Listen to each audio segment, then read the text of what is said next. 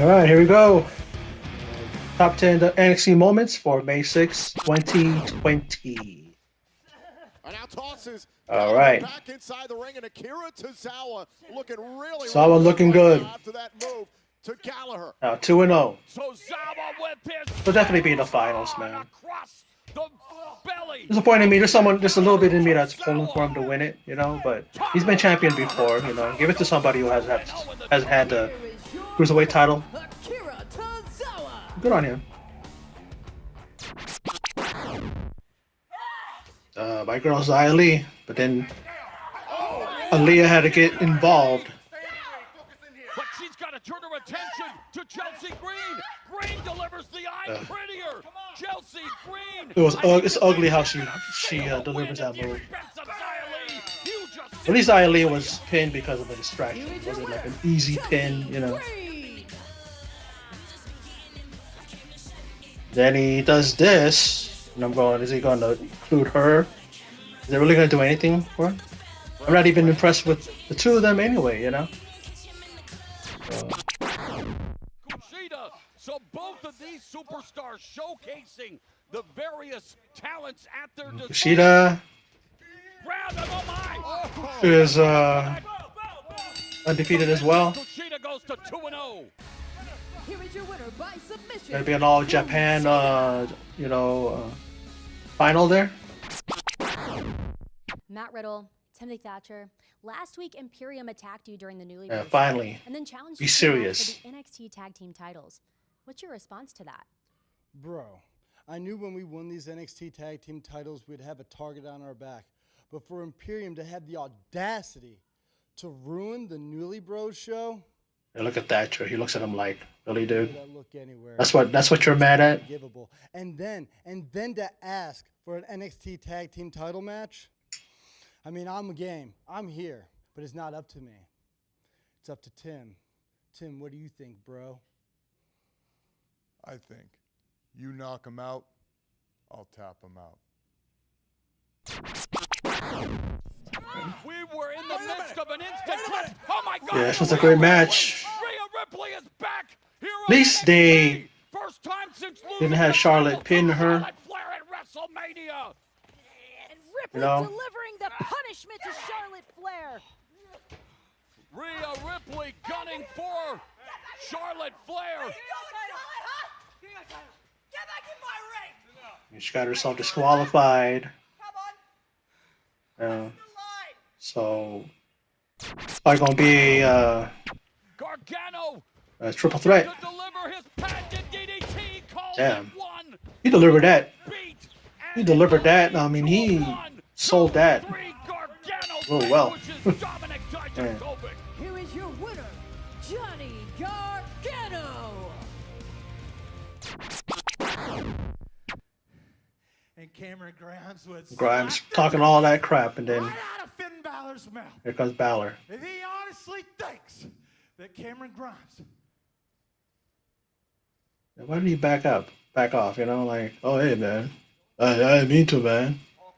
Well, I wasn't saying, you know, I wasn't, you know, blah blah. Well, if you want to slap me in the face, here I am. Slap me in the face. I didn't try to message you. Hey.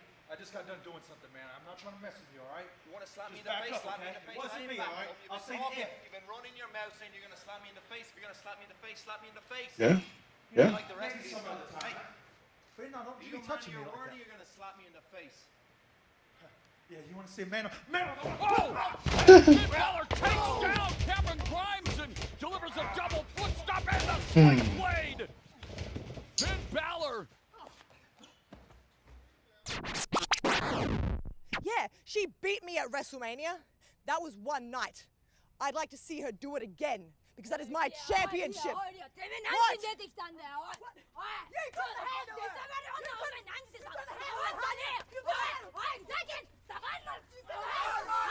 Robbie Brookside just walks up.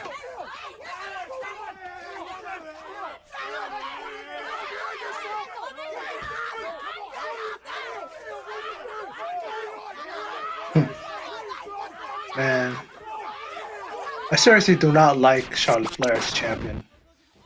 She's really taking a lot of these guys' spots and really, you know, goddamn.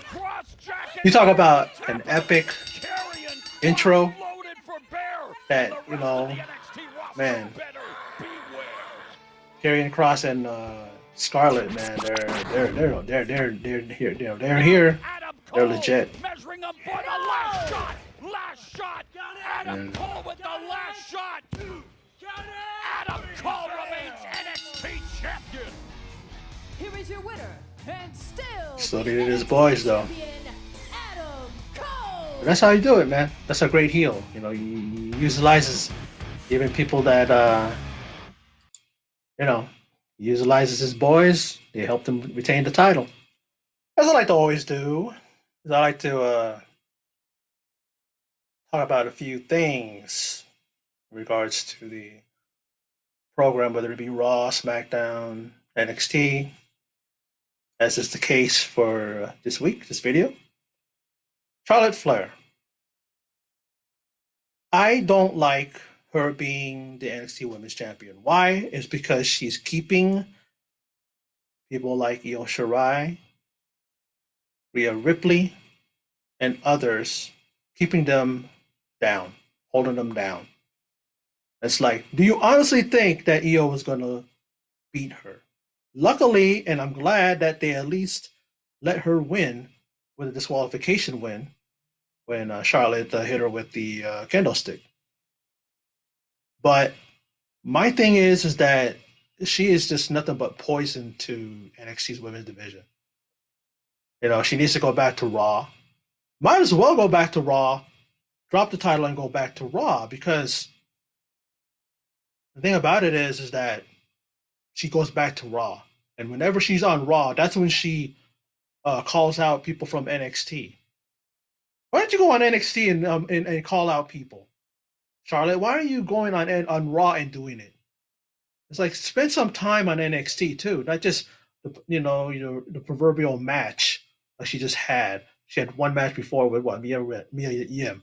Talk about holding someone back. Same thing with Mia Yim. Look at Candice LeRae. Candice LeRae is looking to become a women's champion, and her man Johnny Gargano become the NXT champion. They want to take over. How's that going to happen with the Queen? You know, with that tone in her voice. I hate that tone in her voice. That arrogance, smarmy, smirky kind of thing that she does. She doesn't do it well. She's really annoying when she does it. It doesn't look sincere in the sense that doing it because she means it. She's never been someone who can have that type of character and really carry it well. I like her as a baby face better than a heel. It seems like she overacts when she does the heel thing. Just me. But enough of that. Let's go to well, let me just say that I think that Io Shirai and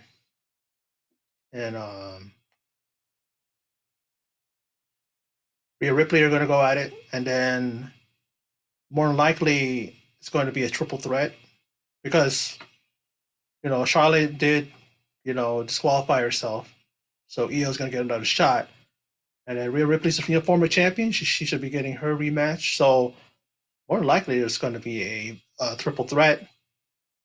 We'll see.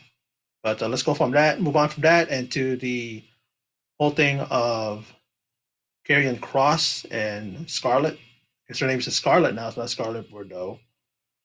That intro was epic. You know, NXT really knows how to not only have epic entrances for these guys, but also their theme songs are memorable. You kind of, if you ever listen to, especially because there's no audience, a lot of these guys that are coming out and they're having their entrances played and you can hear them clearly without the being heard, hearing the crowd.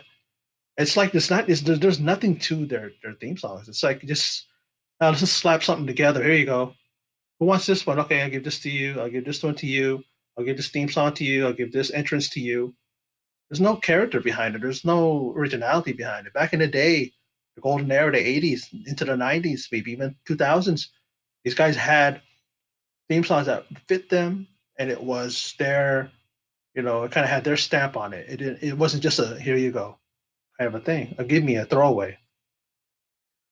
And she comes out and she's, mouthing the words. And Karrion Cross comes in to the ring, and then all this red and kind of smoke and mist comes up and stuff. I mean, it's like, and he really does, you know, come with the goods, if you will, you know. And the guy that was in there didn't stand a chance, you know.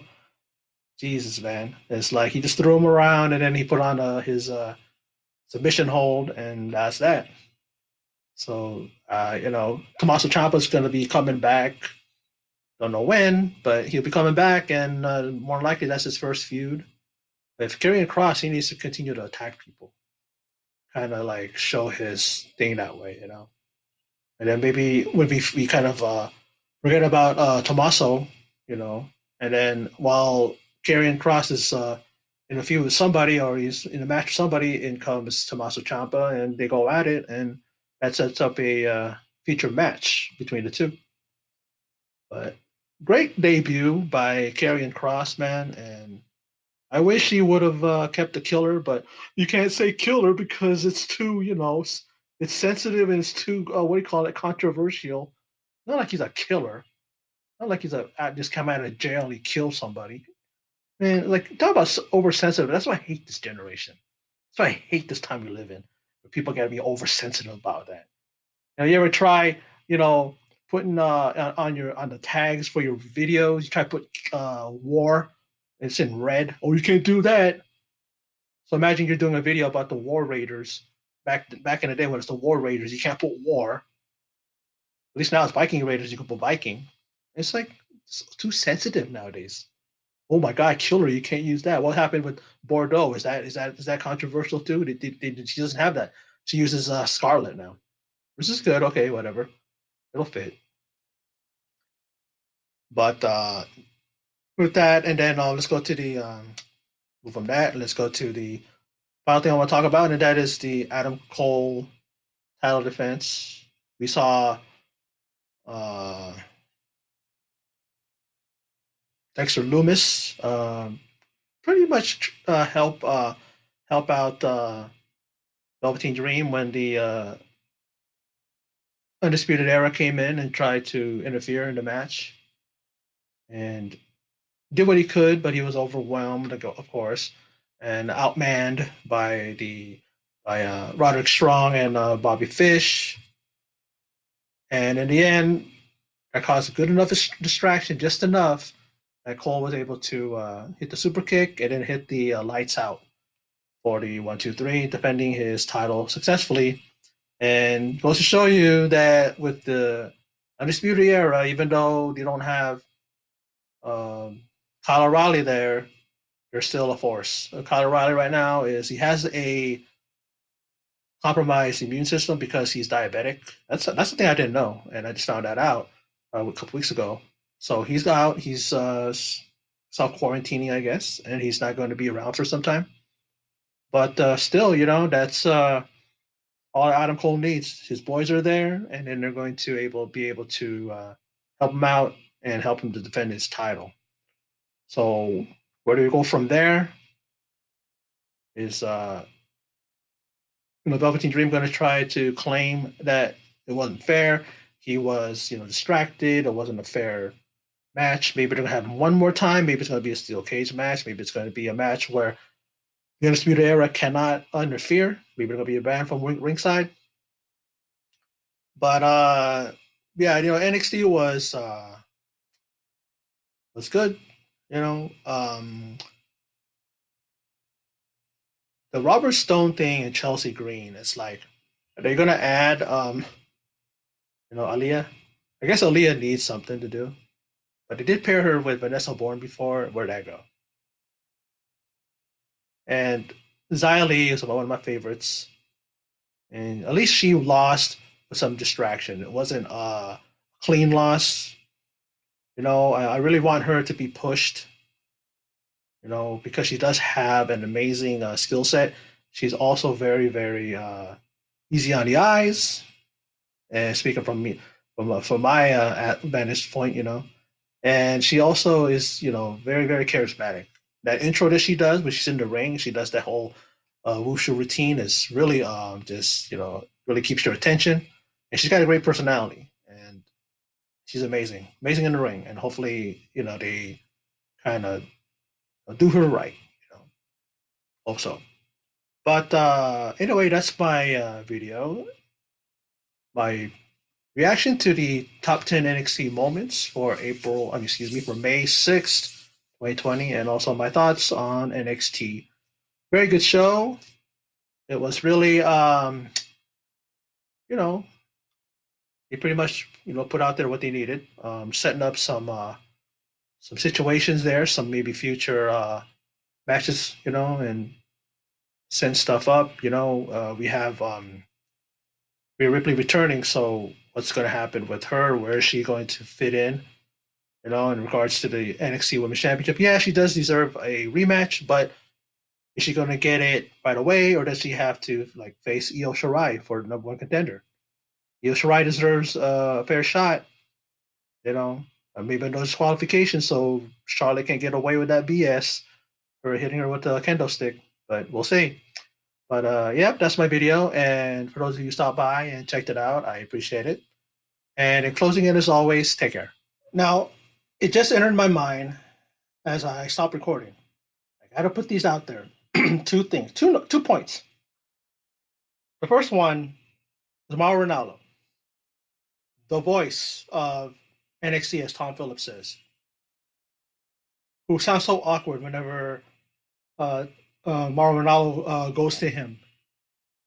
You know what I mean? It just doesn't fit. His voice is too much like Michael Cole's. He should just be on the main roster. But anyway, Mauro Ranallo, as much as I respect him, as much as he is definitely the voice of NXT, he had the nerve, the audacity, if you will, to say that Charlotte Flair possesses one of the best moonsaults in the industry. A move that she constantly botches every single time. I could count maybe once that she landed it properly, and it was in this match. But she landed it when Io was not there. So I guess that's the way she's supposed to land the moonsault is without anybody there. Is she hesitant and scared that if someone's there, she might hurt the person? I don't know what it is. And then when she does the moonsault, she lands on her feet, and then she goes into the figure four into the figure eight. Come on, Mauro, please. You saying that it's an insult to many people who are, Io Shirai, of course, you insulted her. The genius of the sky, that's her patented finisher move, the moonsault. You have Ultimo Dragon, whose name is Asai. He invented the Asai moonsault. And you're saying that it's on par with his moonsault. Remember Bill DeMott, controversial figure that he is, but as humorous, he did a moonsault that was picture perfect too. Vader, surprisingly, a 400+ pounder guy like him, hit a moonsault. Hit it pretty damn good. Clean, flush, but you're going to say that she possesses one of the best moonsaults in the industry. I get it. You guys have to pump her up. But don't insult our intelligence and don't insult people who use that move as a finisher or actually pull it off really well. Give me a break. Him saying that, I had to include that in his video. I'm surprised I forgot, but I just remembered as I finished my video. And Timothy Thatcher. If I remember reading correctly, he was a part of a group with Marcel Barthel. And that's who him and Matt Riddle are going to face. They're going to defend their titles against Imperium's Marcel Barthel and Fabian Eichner. How about, or what if this happens? Thatcher turns his back on Riddle, allows them or causes them to lose the titles. He turns his back on Matt Riddle. They double team him, beat on him, and then they pin Riddle, and become the new NXT Tag Team Champions. Could happen. And then Thatcher will join the Imperium. I mean, they're pretty good as a foursome, but who knows? Or maybe won't even join them. It was just as a favor to his old friend. But I need to put those in so that y'all know my thoughts, especially on the Mauro Ranallo. I can't believe that. The best moonsault in the industry. Really, Mauro? Really? Please remember to subscribe, click like, and click the bell icon for all notifications on this channel.